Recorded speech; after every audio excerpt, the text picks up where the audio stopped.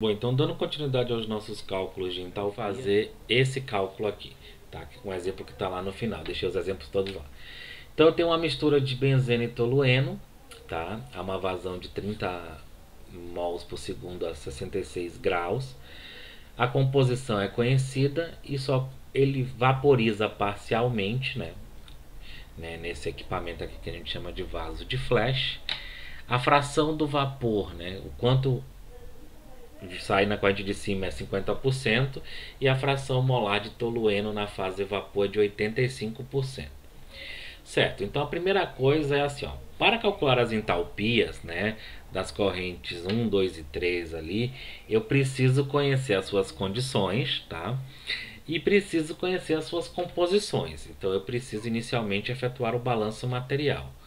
Então assim, né, se eu efetuar o balanço material, se aqui é a fração de vapor, né, da corrente que entra.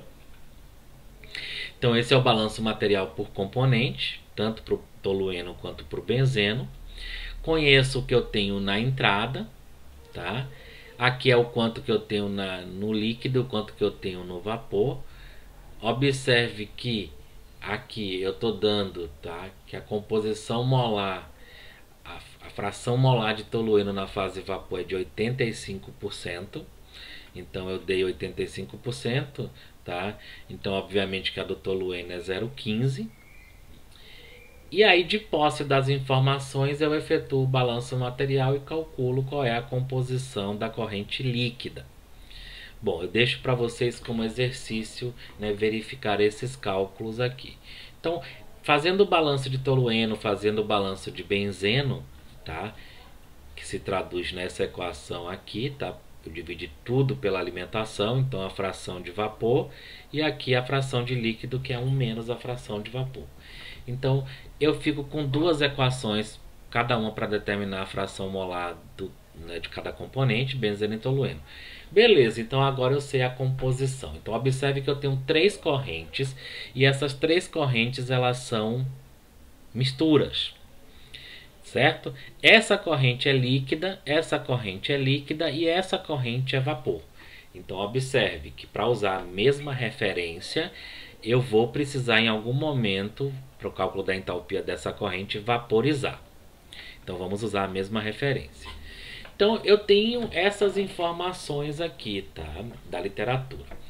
O CP do líquido, do benzeno e tolueno, o CP do vapor, a massa molecular. Observe aqui tá a massa molecular não é a mesma, mas a gente nem vai usar isso nesse cálculo. O ΔH de vaporização. Essas propriedades elas dependem da temperatura, mas eu estou assumindo aqui que elas já são valores médios nas faixas, certo? O balanço de energia. Então, vazão que entra, né, vezes a entalpia da corrente que entra, mais que não tem trabalho, igual a vazão da corrente que sai no fundo, que é líquida, mais a vazão da corrente que sai no topo, que é vapor. A vazão do líquido entra 30 kmol por segundo, né? Líquido 50% sai vapor, 15 o restante sai no líquido. Então essas são as vazões ali. Então já tenho as vazões e as composições que eu preciso para os cálculos das entalpias. Vamos ver lá. Se eu assumir que meu estado de referência, né, para esse caso onde eu estou analisando puramente o vaso de flash, se eu assumir que a minha referência é a entrada, a temperatura de 66 graus, o que vai acontecer? A entalpia da corrente de entrada fica zero. Por quê? Eu arbitro em zero a entalpia do estado de referência e a variação de temperatura é zero, porque eu estou indo, né, desse estado para ele mesmo. Porém, para o fundo do vaso, tá? Quando eu calculo a entalpia, considerando que a entalpia individual é Cp ΔT, né? Eu tenho então a temperatura, né, da corrente, que é a temperatura do vaso, menos a temperatura que entra. E aqui é a fração da corrente líquida, tá? Então aqui eu tenho a fração do benzeno vezes o Cp do benzeno, tá? Temperatura da corrente líquida menos a temperatura da referência, que nesse caso é o estado 1. Então eu tenho essa entalpia aqui da corrente líquida. Já para o vapor, ó, observe que aqui eu tenho a fração molar de cada componente. O Cp levo até a temperatura e depois vaporizo. Observe que é nesse momento aqui que eu estou adicionando, né, a vaporização, devido ao fato de que essa corrente ela está num estado vapor e o meu estado de referência, que é a entrada, está num estado líquido, certo? Observe inclusive o seguinte, tá? Esse valor aqui é bastante elevado, então se eu não considerar essa vaporização aqui, tá? Pegar a CP do vapor aqui e não considerar essa vaporização, vai dar errado. O CP do líquido e o CP do vapor, eles são valores, né, utilizados para variações de temperatura dentro daquele estado. Se ocorre essa mudança de fase, eu preciso acrescentar essa variação aqui, tá? Então, assim, eu tenho aqui a entalpia total da corrente. Com isso, né, eu consigo calcular, aplicando no balanço de energia, a carga térmica. Então, o calor precisa ser adicionado, o que faz bastante sentido, porque eu preciso vaporizar parcialmente 50% da corrente de entrada, tá? E o que é interessante verificar aqui, tá? Só a nível de curiosidade, é que a composição do vapor é diferente da composição do líquido, ó. Ou seja, o vapor ele é mais rico em benzeno, né, do que o líquido.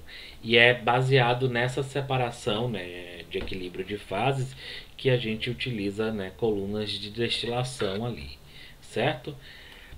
Então vocês podem encontrar nesse material esse exemplo, né, mostrando, né, o cálculo de entalpia quando ocorre mudança de fase para uma mistura. Observe que se eu tiver muitos componentes, eu tiver, né, fazer todas as correções, CP em função da temperatura, integral, corrigir ΔH, o cálculo ele fica bem mais chatinho, né, bem mais rigoroso, mas também não é nada que não dê para fazer, tá? Então é muito importante isso aí, tá? Então, assim, a gente tem. Dá para fazer esses cálculos tranquilamente. Eu só quero deixar aqui uma coisa no final, que é o seguinte, tá? Quando a gente calcula a entalpia para gases reais, que a gente não vai fazer aqui nesse curso, a gente, né, costuma fazer esse cálculo dessa maneira aqui. Eu tenho a entalpia do gás ideal, mais a entalpia residual, que é a diferença entre o gás real e o gás, né, ideal. Então nós utilizamos o gás ideal como referência, tá? Então nesse caso, né, a variação de entalpia, né, do estado 1 para um estado 2 vai ser a variação de entalpia, né, sofrida por um gás ideal, que é como a gente está calculando, mais a entalpia residual aqui, né, para levar, né, do gás ideal até, né, o final, o estado, né, que eu quero fazer o cálculo, e para levar também aqui, né, tipo, do estado inicial até a condição de gás ideal. Então eu preciso fazer, né, levar a minha corrente até o gás ideal, fazer a transformação como ideal e voltar. Então aparecem esses dois termos residuais aqui. Esses termos residuais, né, dependem da pressão. Então o que, que acontece? Esses valores aqui são zero quando eu assumo o gás ideal, que é o que a gente está fazendo aqui. Quando a gente, né, considera o gás real, aí aqui dentro dos residuais, a gente vai estar levando em consideração essa não idealidade. Então, assim, eu precisaria somar esses termos aqui que a gente está desprezando, tá?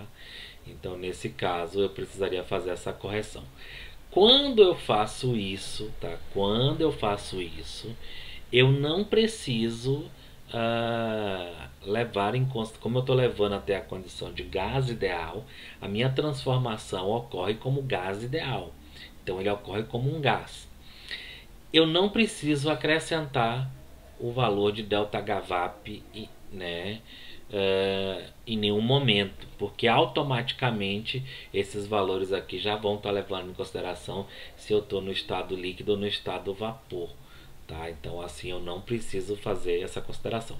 Quando eu não considero, né, a entalpia de gases reais, ou seja, não considero as propriedades residuais, então nesse caso, se ocorrer mudança de fase, né, do início para o fim, eu preciso, né, acrescentar o ΔHVAP. Então é muito importante, né, isso aqui.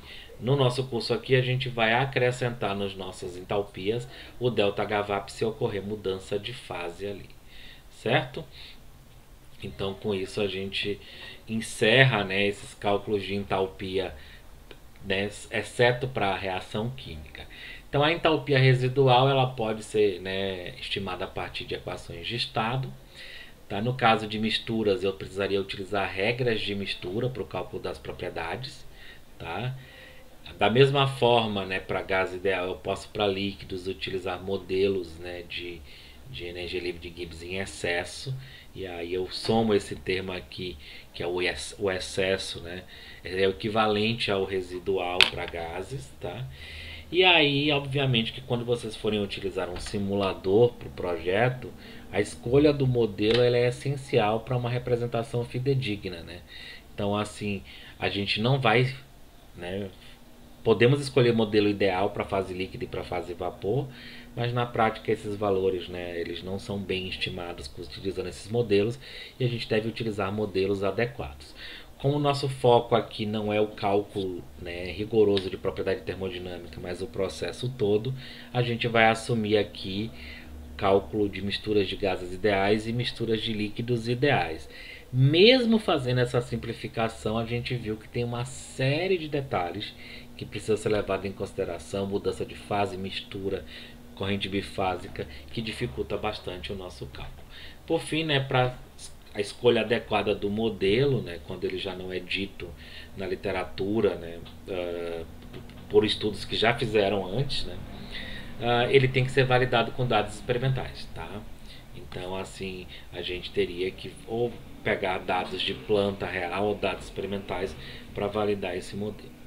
Então era isso, a gente vai parar por aqui, né, e vamos fazer alguns exercícios para, né, fixar esse conteúdo ali de entalpia, de cálculos de entalpia, né, que é o tópico dessa semana na aplicação do balanço de energia.